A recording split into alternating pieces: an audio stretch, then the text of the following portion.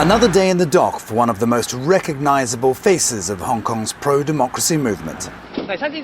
Billionaire businessman Jimmy Lai was charged in December 2020 under the national security law, accused of colluding with foreign forces and conspiring to publish seditious content in his role as founder of the Apple daily newspaper.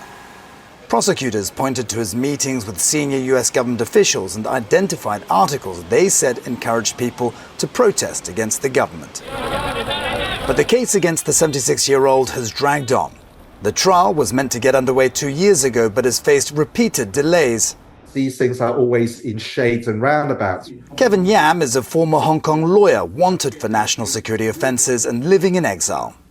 He could be in a similar situation if he ever returns to the city and says lengthy hold-ups in such cases impact justice. You've got a problem with whether witnesses can still recall things, whether their testimony is still reliable, and all of that. It's far from ideal.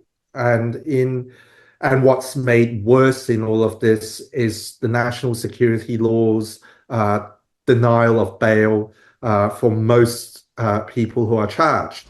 Under Hong Kong law, any unreasonable delay can result in a reduced sentence or even in the case being thrown out altogether. But there aren't any fixed parameters for what constitutes an unreasonable delay. Adding to the problem in Hong Kong right now is a significant backlog of cases related to the 2019 anti-government protests. Police say more than 10,000 people were arrested during those demonstrations. Around 7,000 cases are still under investigation. Authorities say many of them are complex and that the pace of these probes is justified. As with all types of crime, if offences are thought to have been committed, the police do not simply close the book on those cases. They continue investigations, and if new material comes to light, then they will reassess the situation.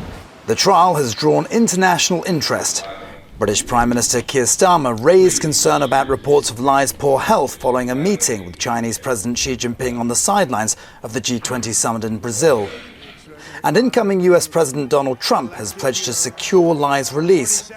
But officials in Hong Kong have warned against interference in the city's internal affairs. Patrick Falk, Al Jazeera, Hong Kong. Make sure to subscribe to our channel to get the latest news from Al Jazeera.